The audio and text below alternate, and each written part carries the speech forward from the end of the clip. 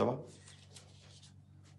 Donc maintenant, quand toi, tu as devant toi la réalité, on a compris maintenant que cette réalité, elle est trompeuse. La preuve, c'est celui qui gère le rapport à la réalité. Comment il s'appelle?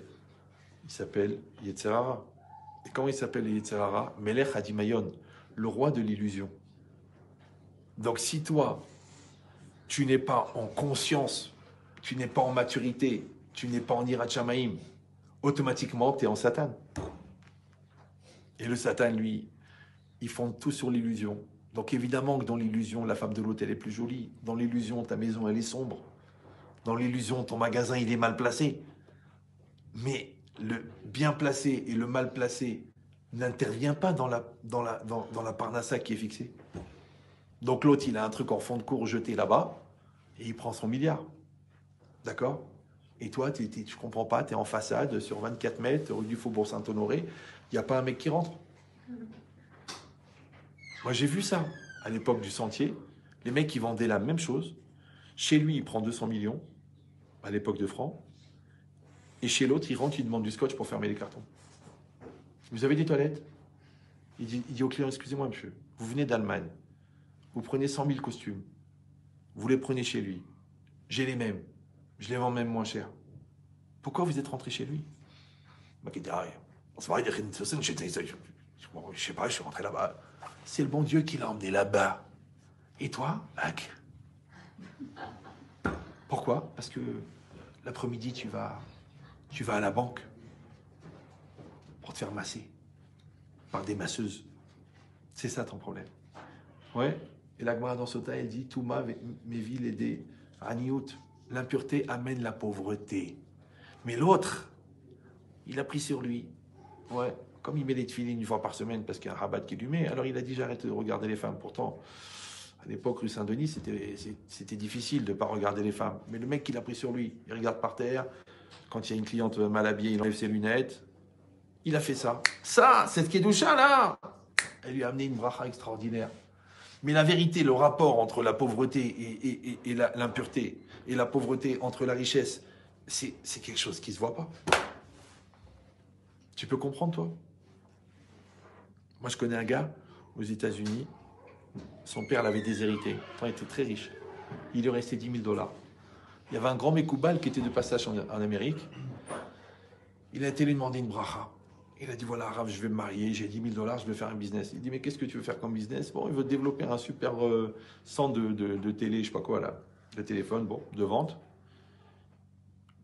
Le Rav, il a dit je te fais la bracha, mais 2 conditions. Première condition, tu sépares les hommes et les femmes. Un étage d'hommes, un étage de femmes. Tu dis, attendez, c'est tous des égoïmes qui s'en foutent. Il dit, non, c'est comme tu veux. Deuxième, la cafétéria cachère. Il a dit, attendez, mais sur les 400, s'il y a 2 feuilles, je vais faire tout cachère pour 2. Voilà mes conditions. Maintenant, tu fais ce que tu veux. Le mec Brel, il a fait. D'accord? Il a fait. Il a mis les 10 000, il s'est arrangé avec la banque, ils ont truqué, il a développé. Bon. Déjà, les femmes, elles étaient contentes. Elles ont dit, oh là là, on est super, on est entre nous, on se fait pas harceler par les autres qui nous font des blagues bizarres. Et puis, ils ont tous mangé cachère, sans le savoir, ouais.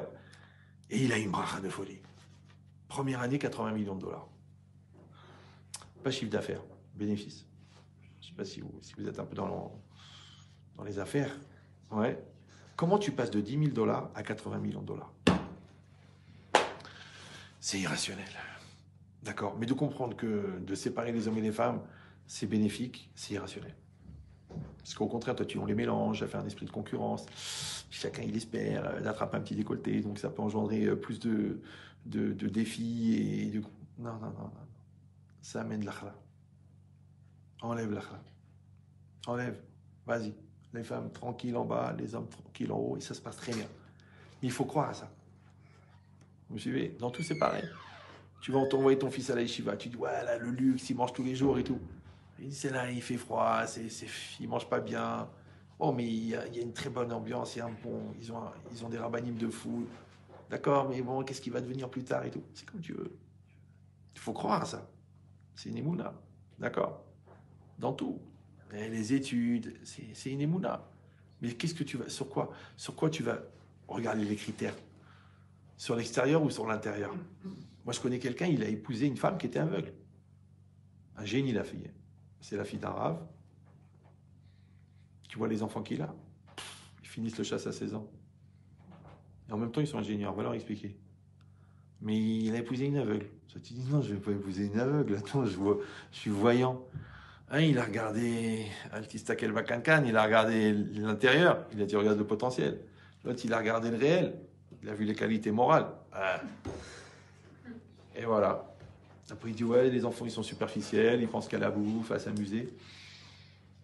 C'est la Gemara, c'est la Mechilta. Celui qui épouse une femme pour sa beauté, il va avoir des enfants ben sourire ou mourir. Les Shemznout. Ouais, c'est grave. Pourquoi? C'est normal. Parce que toi, les enfants, tu les fais quoi avec ta semence? Ta semence, sa majorité, elle est faite par ta Mahashava. Il explique le Ramban dans ta Dagdusha. La Mahashava, c'est ta pensée profonde. La pensée profonde, c'est ce que t'es. Donc si au fond, t'es un morphal, comment tu veux que les enfants ne soient pas intéressés par la bouffe? Si au fond, t'es un obsédé, comment veux-tu qu'ils se retiennent de regarder des choses bizarres? Et si au fond, t'es quelqu'un de gentil, quelqu'un de sincère, quelqu'un d'entier, même quelqu'un de simple, mais qui a un amour de la Torah qui est simple, le fils, il va être un gaon. Pourtant, le père, il ne sait pas lire. Mais il respecte les chachamim. Il avata Torah.